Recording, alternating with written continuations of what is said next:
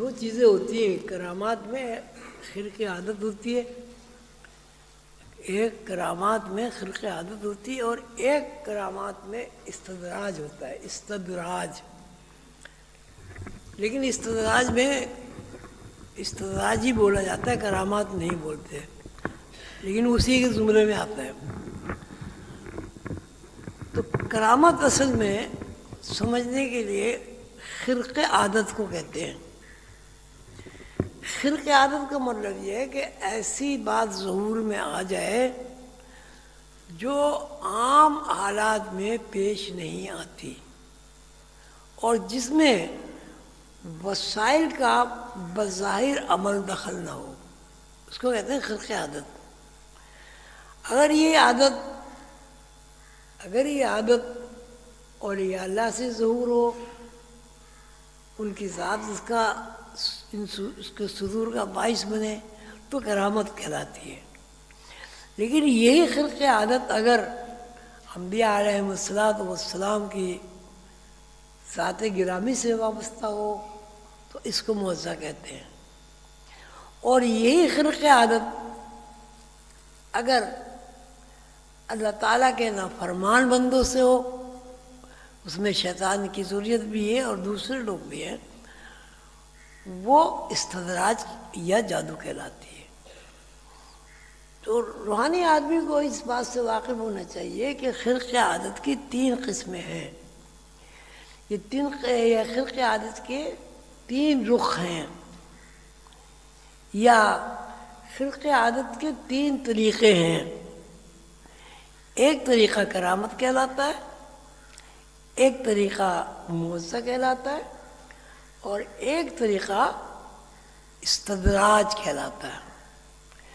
استدراج کا مطلب یہ ہوتا ہے کہ جو اللہ اور اللہ کے رسول کے احکامات کے خلاف کوئی ایسی خرق عادت ظہور میں آئے جو اللہ کے لیے اور اللہ کے رسول صلی اللہ علیہ وسلم اور اللہ کے دین کے لیے ناپسندیدہ ہو اور جو اللہ کے نزدیک ناجائز ہو، اچھا نہ سمجھا جاتا ہو.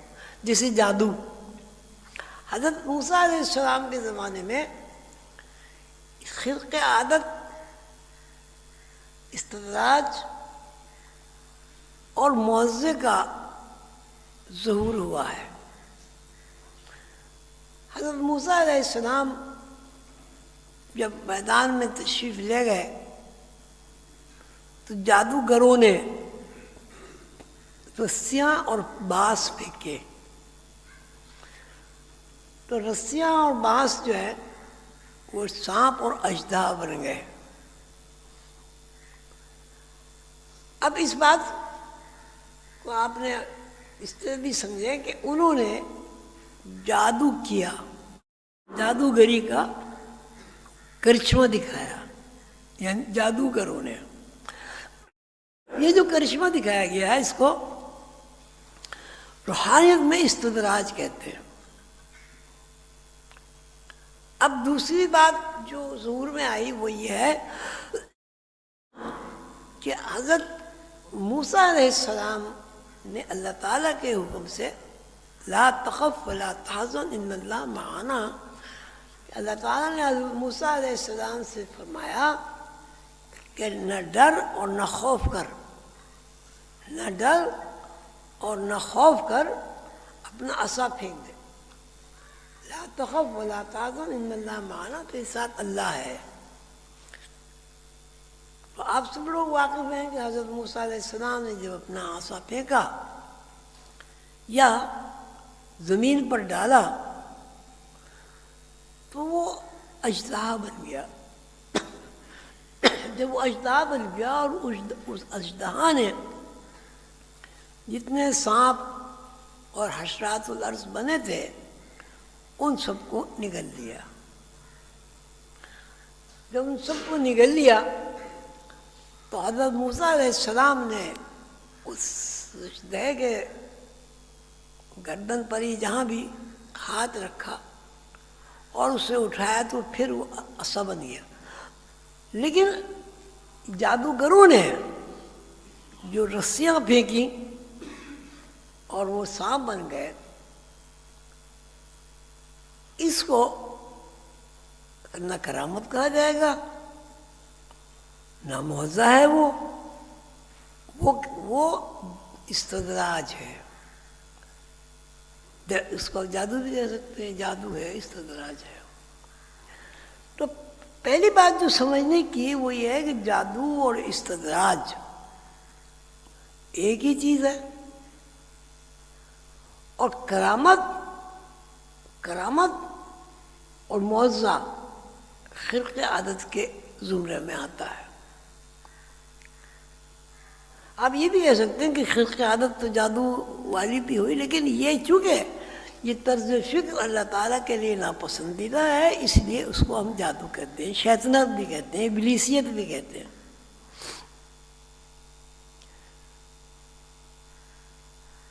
تو استدراج، معجزہ اور جادو کی تشریح یہ ذہن نشین ہونی چاہیے کہ استدراج اس خرق عادت کو کہتے ہیں جو اللہ اور اللہ کے رسول صلی اللہ علیہ وسلم کے خلاف طریقہ کار سے عمل میں آئے، جو اللہ اور اللہ کے رسول صلی اللہ علیہ وسلم اور اللہ کے ساری کتابیں اور انبیاء ساری اس میں آ گئے، ان کے خلاف عمل میں آئے کوئی قیادت، اسے دی استدراج کہتے ہیں، جادو کہتے ہیں. اور یہی کوئی عمل ایسا ہو جو اولیاء اللہ سے صدور ہو، اس کو کرامت کہتے ہیں. اور یہی عمل اگر انبیاء علیہم السلام سے صادر ہو، اس کو. تو اب یہ تین چیزیں ہو گئی، کرامات، معجزہ اور جادو ٹونا، استدراج. تو اس کی تعریف ہوئی. اب سوال یہ جو ہے، یہاں جو سوال لکھا ہے کہ کرامات کا ظہور کس طرح ہوتا ہے، سوال یہ اس میں لکھا ہوا ہے، کرامات کا ظہور کس طرح ہوتا ہے. یہ ایک بات ہے جو بہت سمجھنے کی ہے. اس کے قانون ہے، اور قانون یہ ہے کہ پہلے ہمیں اس بات کا علم ہونا چاہیے کہ کائنات کی تخلیق کس طرح ہوئی. کائنات کی تخلیق میں کون سے عوامل کام کر رہے ہیں، کائنات کی تخلیق کن فارمولوں کے تحت ہوئی، اور اس تخلیق کا جو نظام ہے وہ اللہ تعالیٰ نے جو بنایا وہ کیا ہے. یہ تین سوال ہیں جن کی تھوڑی تھوڑی میں تشریح کروں گا. دیکھیے، ہر چیز کا ایک نظام ہوتا ہے. مثلا آپ کہتے ہیں روٹی،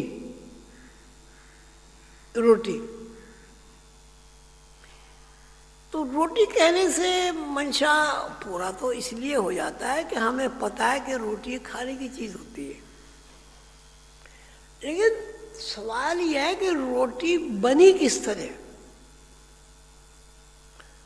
اور روٹی بننے کے عوامل کیا ہوئے، اور روٹی بننے کے وسائل اور اسباب کیا بنے. تو اب یہ کہانی کچھ اس طرح شروع ہوگی، گندم پیدا ہوا، گندم سے پھر آٹا بنا، آٹا پھر وہ گوندھا، پھر وہ کیا کہتے ہیں توا بنا لوہے کا، پھر وہ لوہے کا توا چولہے پہ رکھا گیا، چولہے میں لکڑی جلی، لکڑی نے ہیٹ دی، ہیٹ سے چولہا گرم ہوا، پھر آٹے میں پانی ڈالا گیا، اس کو گوندا گیا، پھر آٹے کا پیڑا بنایا، پھر روٹی بنائی، روٹی بنا کے توے پہ ڈالی، اور روٹی کو الٹا پلٹا، روٹی پک گئی. تب کہنے کی بات تو یہ ہے کہ روٹی کھا لی، لیکن اس کے پیچھے جو عوامل کام کر رہے ہیں وہ قابل توجہ ہے. اگر گیہوں نہ ہوتا، آٹا نہ ہوتا، اگر پتھر کی سل نہ ہوتی آٹا نہ ہوتا، پانی نہ ہوتا آٹا نہ گنتا، کوئی پکانے والا نہ ہوتا پیڑا نہ بنتا، لوہا نہ ہوتا تو نہ بنتا، چولہا نہ ہوتا اس میں آگ نہ جلتی، آگ نہ ہوتی ہیٹ نہ ملتی۔ اس کا مطلب یہ ہوا کہ روٹی جو ہے، روٹی خالی ایک روٹی جو ہے اس کے عوامل ہیں، وہ ایک فارمولہ ہے پورا، کوئی چیز یہاں کائنات میں فارمولے کے علاوہ نہیں ہے، اور اس فارمولے میں جو بھی کچھ ہے اس کا نام ہم مقداریں رکھ سکتے ہیں۔ مقداروں کا مطلب کیا ہوا؟ کوالٹی، کوانٹیٹی کیا کہیں گے؟ مقدار کیا کہیں گے؟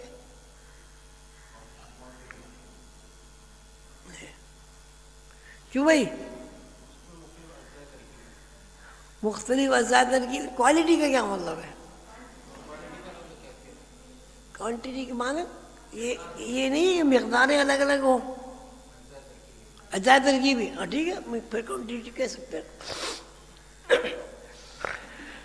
اب یہاں جو بھی چیز ہے وہ کوانٹیٹی یا مقداروں کے مطابق ہے، کوئی چیز اس کائنات میں ایسی نہیں ہے جن کا تعلق مقداروں سے نہ ہو۔ اس میں انسان بھی ہے، اس میں انسان بھی ہے اور اس میں آدمی بھی ہے۔ آدمی اور انسان دونوں الگ الگ کیوں ہے؟ کہ آدمی کی مقداریں الگ ہیں، انسان کی مقداریں الگ ہیں۔ پہاڑ کیوں ہے؟ پہاڑ کی مقدار الگ ہے۔ زمین کیوں ہے؟ اس کی مقدار الگ ہے۔ ہوا کی مقدار الگ ہے، آکسیجن الگ ہے، ہائیڈروجن الگ ہے۔ جتنی گیسز ہیں الگ الگ، جو گیسز کے نام لیے جاتے ہیں وہ اسی بنیاد پر لیے جاتے ہیں کہ ان کی مقداریں الگ ہیں۔ مقداروں سے میرے مرادی جن چیزوں سے وہ تخلیق ہوتی ہے اس کی، وہ جو اجزاء ترکیبی ہیں تخلیق کے، وہ سب کے الگ الگ ہیں، اور اس کو قرآن کریم کے حساب سے ہم مقدار کہہ سکتے ہیں۔ الذی خلق فسوی والذی قدر فہدی، سورہ اعلیٰ کی آیت ابتدائی، اس میں اللہ تعالیٰ نے فرمایا کہ یہ ساری چیزیں جو ہم نے تخلیق کی ہیں یہ معین مقداروں کے ساتھ پیدا کی۔ اب قانون یہ بنا کہ جہاں کوئی چیز مقداروں کے بغیر تخلیق نہیں ہوتی۔ اب میں سوال کرتا ہوں آپ سے کہ ایک آدمی میں اور ایک گائے میں کیا فرق ہے؟ ہاتھ گائے کے بھی ہیں، پیر گائے کے بھی ہیں، دماغ بھی ہے اس کا، آنکھیں بھی، ہر چیز ہے جو آدمی میں، ہر چیز ہے۔ تو یہ الگ الگ کیوں ہے؟